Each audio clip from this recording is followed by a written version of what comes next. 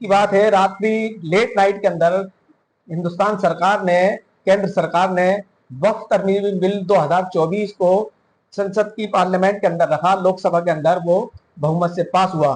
खास बातचीत करने के लिए हमारे साथ अब्दुल सलाम जौहर, जो कि किसी अपनी तारीफ के मोहताज नहीं है, आज पूरा शहर उनको जानता है, बाइज्जत शहरी है।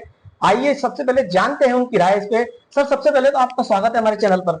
सर, आपने देखा कि वक्त तरमीमी बिल 2024 रात को पारित कर दिया गया और बहुमत के तहत वो 288 से पास हो गया। अब आप क्या सोचते हैं इस बिल के अंदर ये पास होने से मुसलमानों को क्या नुकसान, क्या फायदा है, किस तरीके से देखते हैं आप अपने नजरिए? नहीं, देखिए, ये जो बिल सरकार की पूरी तानाशाही रवैया और बहुमत के आधार पर ये मनमानी कर रहे हैं। कोई भी बिल जब आता है या कानून बनता है तो उसमें जो उससे कंसर्निंग लोग होते हैं उनके मफाद के लिए बनाया जाता है। उनकी राय मशवरा उनसे सब कुछ उनसे राय लेने के बाद किया जाता है। अफसोस यहाँ पर है कि यहाँ ना राय ली गई और जो राय दी भी गई और मशवरे भी दिए गए उसको माना भी नहीं गया और बहुमत के आधार पर अपने मनमाने तरीके से बिल को कल लोकसभा में पास कर दिया गया। ये जो बिल है ये सही मानों में कहा यह जा रहा है कि साहब ये वक्फ की जायदाद के हिस्से में उसके फायदे और सुरक्षा के लिए है, जबकि सही मानों में ये बिल जो है जब अपन देखते हैं उसकी जो प्रावधान है उसके अंदर वक्फ की जायदाद को खुर्द-बुर्द करना और उसको बर्बाद करना और सरकार अपने कब्जे में वक्फ की जायदाद कैसे ले सकती है ये उसने पूरा प्लानिंग किया है। तो ये वक्फ के हक में नहीं है, उसके मफाद में नहीं है, उसकी सुरक्षा में नहीं है। लेकिन सर, गृह मंत्री अमित शाह जी ने इसके ऊपर बातचीत का जवाब दिया है कि हम तो हिफाजत करने की नहीं आ रहे हैं, वक्फ की जायदाद जो दूसरी जगह खुरबुर कर रखी है उसकी हिफाजत करने की नहीं आए। उस पर क्या उनकी मंशा पे सवाल उठा रहा है? नहीं, दिख भर में तो ये बिल्कुल गलत बयानी है उनकी और आवाम को झूठ फैलाकर दिख भ्रमित किया जा रहा है, क्योंकि जो इसमें क्लॉज लेकर आए हैं वो वक्फ के इंटरेस्ट में है ही नहीं।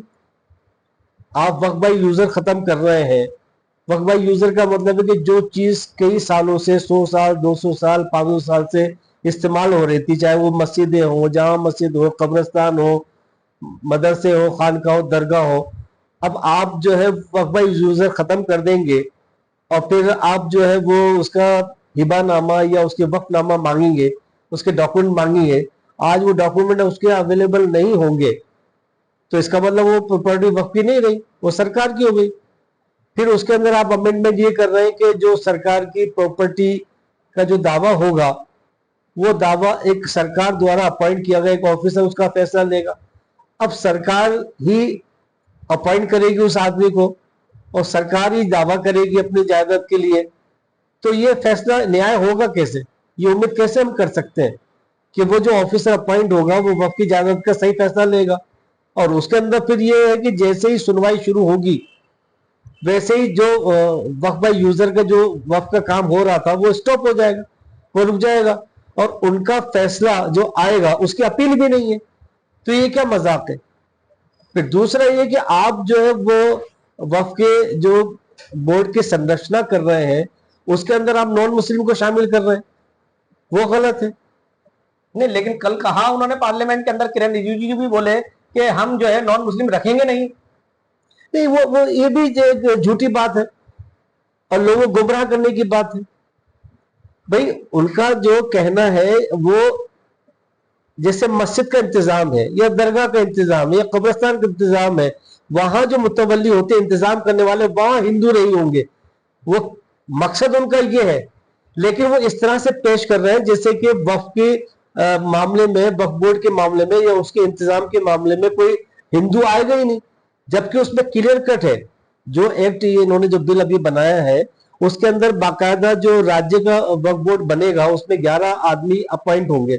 11 आदमी के अंदर 7 आदमी तो हिंदू आ सकते हैं, उसमें सीओ भी हिंदू रखा गया है, जो मुस्लिम होना जरूर नहीं है। सर, जेपीसी के कई मेंबरान का भी कहना है, असदुद्दीन ओवैसी ने भी कल पार्लियामेंट में मुद्दा बड़ी सूझबूझ के साथ उठाया, बड़े जोर शोर से उठाया। उन्होंने भी कहा कि आप कहते कुछ है, आपकी मंशा कुछ और है। बिल्कुल सही कहा, क्योंकि आप जैसे मैंने आपको बताया कि वो जब हिंदू का अपॉइंटमेंट कर रहे हैं, नॉन मुस्लिम का 2 का तो ऑफिशियली कर रहे हैं, उसके बाद सीओ या दूसरे जो पदाधिकारी उनका भी मुस्लिम होना जरूरी नहीं है, तो फिर तो हिंदू ही उसमें हो गए। तो जब प्रॉपर्टी मुस्लिम की है, प्रॉपर्टी देने वाले मुस्लिम है, तो आप नॉन मुस्लिम को उसमें शामिल क्यों कर रहे हैं? आपकी नियत ही मंशा साफ नहीं है। फिर आप वक्फ बोर्ड के अंदर तो इतने ज्यादा आपको हमदर्दी पैदा हो रही है, वक्फ बोर्ड के अंदर तो आप नॉन मुस्लिम को अपॉइंट करना चाहते हैं मेंबर।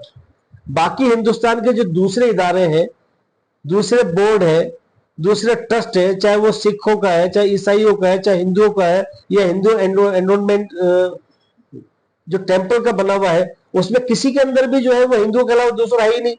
बल्कि उसमें लिखित के अंदर उनके यह है कि भाई हिंदुओं के अलावा कोई भी दूसरे मजहब का जो है उसमें मेंबर नहीं बन सकता। अभी अयोध्या के अंदर भी जो राम जन्मभूमि का ट्रस्ट बना है, उसमें भी क्लियर कट लिखा है कि उसके अंदर जो है वो एडीएम वगैरह भी होगा, वो भी जो है वो मुस्लिम अगर होता है तो वो मेंबर नहीं बन सकता। तो जब दूसरी जगहों पर तो आप इस बात की पाबंदी लगा रहे हैं कि उसी धर्म के लोग ही रहेंगे, तो वक्फ बोर्ड के अंदर आप ये बात क्यों लेके आ रहे हैं? क्योंकि आपकी मंशा सही नहीं है। आप प्रॉपर्टी को खुर्द करना चाहते हैं, कब्जा, सरकार कब्जा लेना चाहती है, ये उनकी मंशा है, और इसी का आप विरोध कर रहे हैं। पूरे हिंदुस्तान में करोड़ों मुसलमान जो है वो उसका विरोध कर रहे हैं। सर, देखा जा रहा है कि मुसलमान विरोध कर रहे हैं, बात ठीक है, लेकिन एक जगह ये भी देखने को मिलता है, काफी जगह में देखने को मैं कहूंगा वो मिलता है कि वक्फ बोर्ड के अंदर भी कई जगह कई लोगों ने खामियां की हैं और कई प्रॉपर्टीज को खुर्द किया है, और उस पर कब्जे नाजायज तरीके से जिन लोगों ने किए उनको बताया गया वक्त मेंबरान को, लेकिन उस पर कोई अमल खास एक्शन लिया नहीं गया। तो कहीं ना कहीं उन लोगों की भी तो कमियां है इसमें। कमियां है तो कमियों को सुधार के लिए आपको बिल लाना चाहिए ना, उसमें सुधार के लिए इंप्लीमेंटेशन करना चाहिए था, उसकी सुरक्षा के लिए और बेहतर इंप्रूवमेंट किस तरह होगा वो करना चाहिए था, उसकी सेफ्टी के लिए होना चाहिए था ना। या आपने उसको मतलब खुर्द करना और कब्जा देने के लिए आप बिल लेकर आए हैं? जो भी जितने प्रावधान आपने उसमें किए हैं वो तो सारे के सारे ऐसे हैं जो कि वक्त की जायदादों को नुकसान पहुंचा रहे हैं। अब जो ट्रिब्यूनल के अंदर पहले था कि कोई भी किसी तरह का बात अगर होता था तो वक्त ट्रिब्यूनल में जाता था, वक्त ट्रिब्यूनल के अंदर जो है वक्त ट्रिब्यूनल का फैसला आखिरी माना जाता था, लेकिन उसको रिव्यू करने का हाई कोर्ट में जाने का, सेशन कोर्ट में जाने का, सुप्रीम कोर्ट में जाने का जो है वो हक था। तभी तो आज हाई कोर्ट, सुप्रीम कोर्ट में वक्फ के केस पेंडिंग है, चल रहे हैं। ये सिर्फ एक गुमराह किया जा रहा है। अब आपने जो है वो आज आप जो इस अमेंडमेंट में जो लेकर आए हैं उसमें आपने प्रावधान किया है कि साहब वक्फ की जायदाद के सिलसिले से कोई भी रेवेन्यू कोर्ट जा सकता है, सिविल कोर्ट जा सकता है, हाई कोर्ट जा सकता है, अपील कर सकता है, हाई कोर्ट में रिट कर सकता है। तो आपने तो एक बहुत बड़ा जो है वो लिटिगेशन का दरवाजे खोल दिए। ट्रिब्यूनल इसलिए वक्त में बनाया गया था कि वक्फ की जायदाद चूंकि धार्मिक है और मुसलमान ही मुसलमानों के लिए करता है, उसमें किसी का दखलंदाजी नहीं है, तो वक्फ की जायदाद की सेफ्टी हो, सुरक्षा हो, और उसका जल्दी अगर कोई डिस्प्यूट उसका न्याय हो, जल्दी उसका फैसले हो। अब आपने तो पूरे की पूरी उसकी इतनी बड़ा आपने महाज खोल दिया कि वो तो सालों फैसला नहीं होगा। सर, एक आखिरी सवाल और है। भारतीय डिफेंस के बाद रेलवे आता है और रेलवे के बाद वक्फ बोर्ड आता है, ये कहती है सरकार। उसके पास तीसरी सबसे बड़ी जमीन वक्फ बोर्ड के पास हिंदुस्तान में है। इस पर आप क्या कहना चाहते हैं? ये भी झूठा भ्रामक प्रचार है जो अफवाह फैलाई जा रही है। हकीकत में अगर तमिलनाडु और कर्नाटक और उड़ीसा के ही मंदिरों को, चंद मंदिरों को भी आप ले लें, तो उनके पास हिंदू एनरोलमेंट जो है उसके पास ही वक्फ से ज्यादा की प्रॉपर्टी।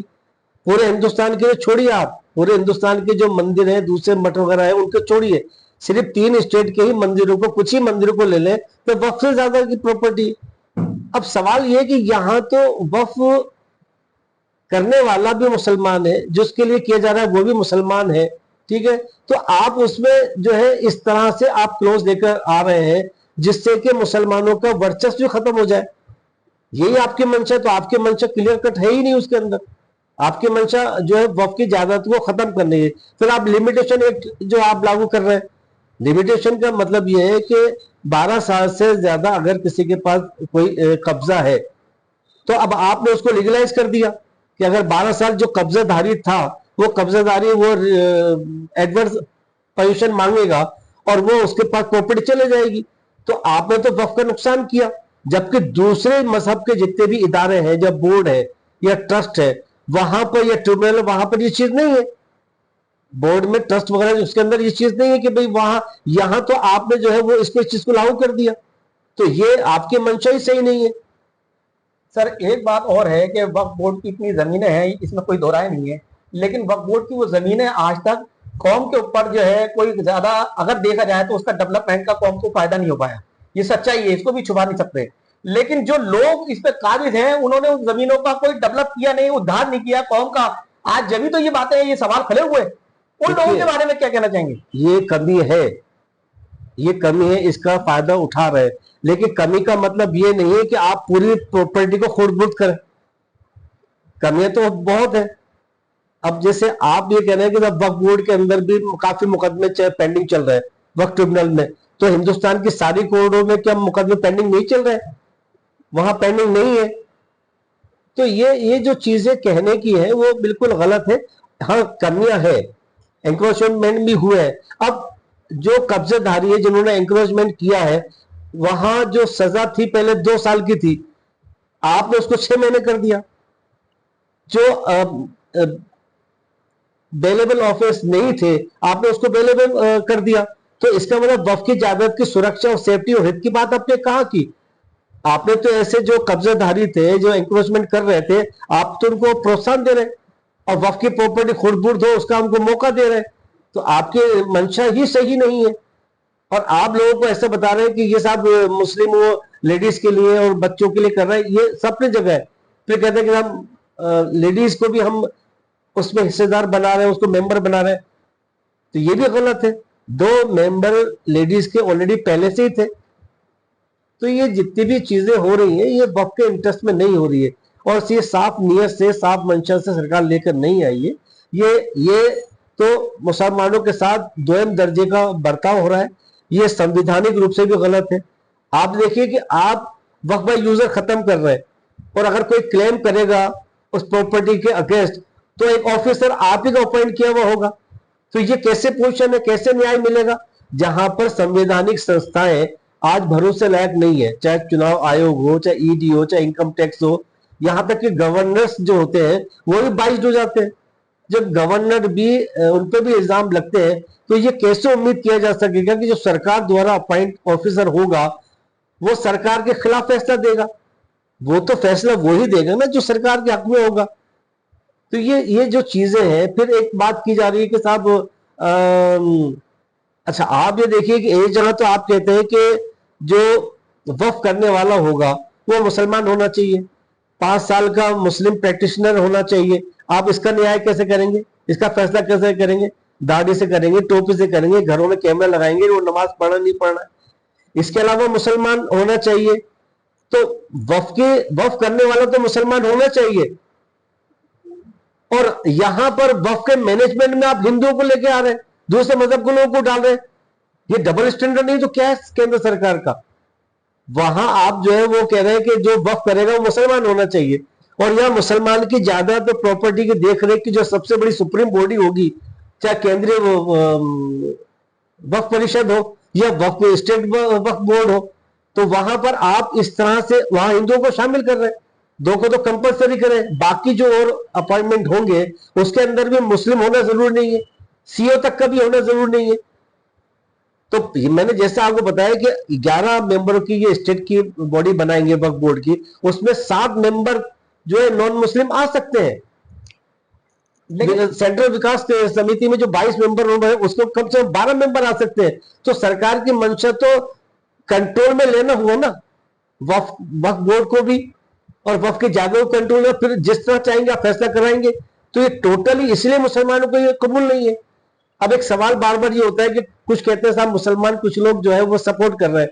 अरे सरकार है, जो चाहे करवा ले, और हर जगह जेचंद तो होते ही है, खुराफात होते हैं, लेकिन वो चंद लोग हैं, यहाँ करोड़ों लोग हैं जो इसके खिलाफ है।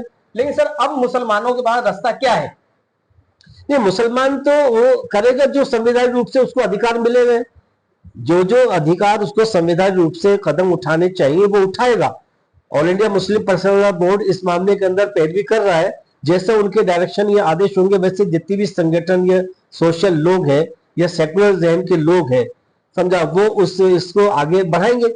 और उसके लिए संविधानिक तरह से जो कदम उठाने होंगे, धरना है, प्रदर्शन है, रैलियां है, वो सब किया जाएगा और करना चाहिए। और मुस्लिम को भी एक प्लेटफॉर्म पे आना चाहिए। और मैं तो ये कहूंगा कि जो हमारे सेकुलर भाई है, जो हमारे हमवतन भाई है, जो हिंदू है, सिख है, सिविल सोसाइटी, सामाजिक संगठन के लोग हैं, वो भी आए, क्योंकि ये संविधान का खुला उल्लंघन है।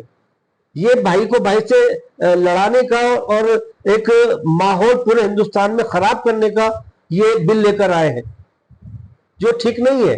ये कंट्री के लिए भी अच्छा नहीं है, देश के लिए हमारे अच्छा नहीं है, और आपसी समाज के ताने माना भाईचारे के लिए और सांप्रदायिक एकता के लिए भी अच्छा नहीं है, और खुले रूप में ये संविधान का उल्लंघन है। तो ये स्पेशल बातचीत में हमारे साथ थे अब्दुल सलाम जौहर, जिनका कहना है कि सरकार की मंशा पे सवाल कई खड़े होते हैं। अब आने वाला वक्त बताएगा मुस्लिम पर्सनल लॉ बोर्ड क्या एक्शन लेगा, उसके आधार पर मुसलमान उस फैसले को मानते हुए संवैधानिक तरीके से अपनी लड़ाई को लड़ें। कैमरा पर्सन यूनुस अली के साथ मैं जहीरुद्दीन।